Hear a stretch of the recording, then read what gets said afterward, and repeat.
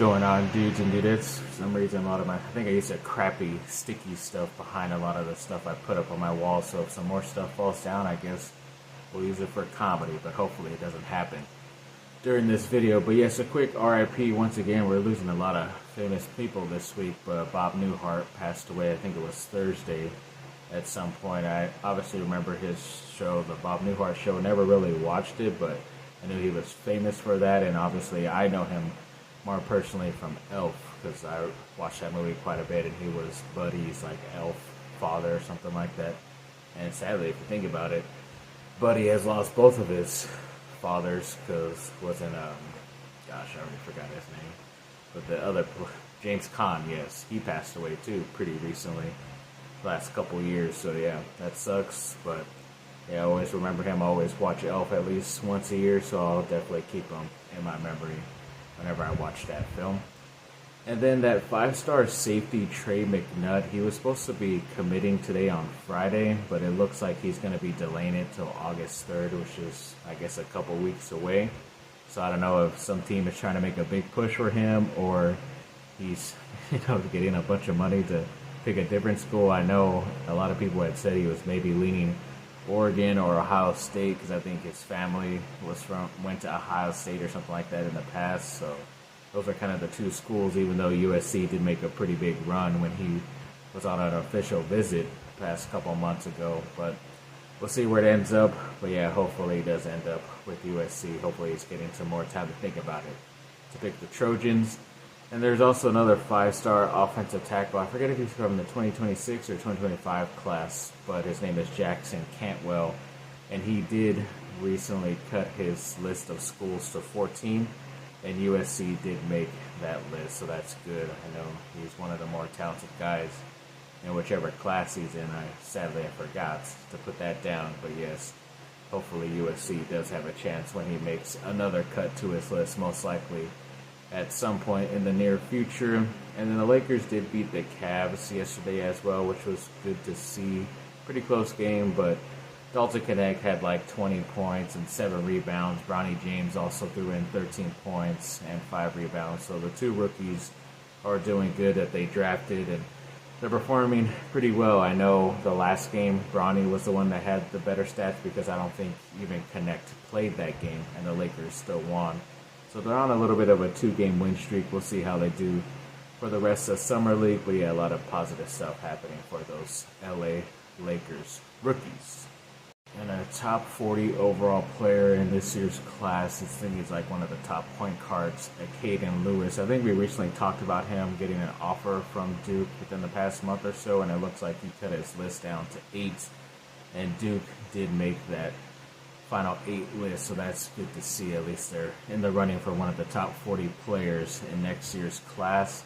And the number 1 player, AJ DeBonsa, recently cut his list as well, and both Duke and USC made the list. So yeah, that's pretty cool that both my teams are in the running for the number 1 player. But it kind of looks like maybe BYU might be the secret team from what I heard from rumors, because he is moving out to Utah to go to one of those prep schools or whatever, a certain high school out there, and obviously BYU is centered in Utah, so maybe he ends up going there. Could be a big surprise, the number 1 player going to a place like that, but we'll see. And I forget if this guy is already committed in this class or if he's part of the 2024 class, I don't know, but he's one of the top 30-something players in his class. He's a point guard, and Jeremiah Fears, and it looks like he's going to be decommitting from Illinois. And it looks like USC is already in the running. I don't know if they offered him or just in talks with him, but this happened about a week or so ago, and I'm just barely getting to it and haven't heard much since. But yes, it looks like USC is trying to get him, so hoping for the best in that situation. And a 4-star 2025 basketball player in high school, Bryce Hurd, recently cut his list, and it looks like USC made that Final 4 list, so that's good to see. Hopefully they have a chance to get one of those top guys in next year's class. And then there was another On3 ACC recruiting rankings, and it looks like Duke is the number 8 class out of 17 schools now, when they added those 3 other schools. But it looks like they're at least middle of the pack right now, and that's before a full year of actually Manny Diaz coaching this team. So hopefully he'll put out a good product out there try to get some of the good ones. I know there's a good player. I forget his name is like Bryce Davis or something like that. He's a 4-star defensive lineman who is going to be committing soon, but it looks like Clemson might be getting him, but at least Duke is part of like his final 3, which is pretty cool when it comes to football, but hoping for the best in that situation, obviously.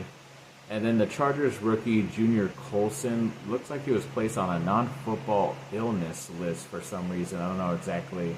I know people were put on that list when they had COVID or maybe certain other things. I think even the more recent draft pick, J.T. Woods, was put on there as well, but never really found out what he was dealing with. So hopefully it's nothing, because he was already dealing with some other physical injuries. So yeah, hopefully it's nothing, like I said.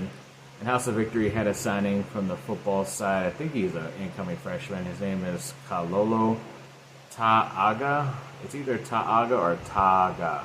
I haven't heard it said out loud, but yes, he did sign with House of Victory, so that's pretty cool for him, and congrats to him.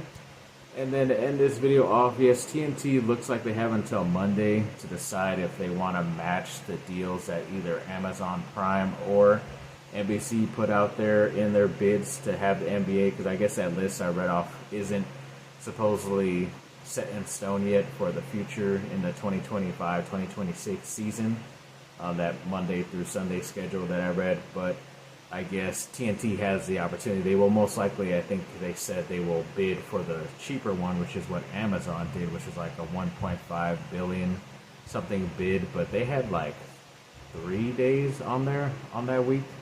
So they were probably going to show 3 games. So I know TNT had like Tuesdays and Thursdays, and usually it was mainly Thursdays for the main crew of Inside the NBA. But maybe they could work out a cheaper deal to just have TNT on Thursdays for basketball. They get the 2 games, and then maybe help out during the playoffs. That would be the best scenario. I don't know how that would work out, or if the other businesses that are bidding for these type of contracts and games would allow that, but hoping that happens for the near future when it comes to Inside the NBA, because if this is the last season, it's going to suck, but hopefully they will make it the best, as I always say. Thanks for watching, people. Like and subscribe, comment down below. Let me know what y'all think. Have a great rest of your day. Bye.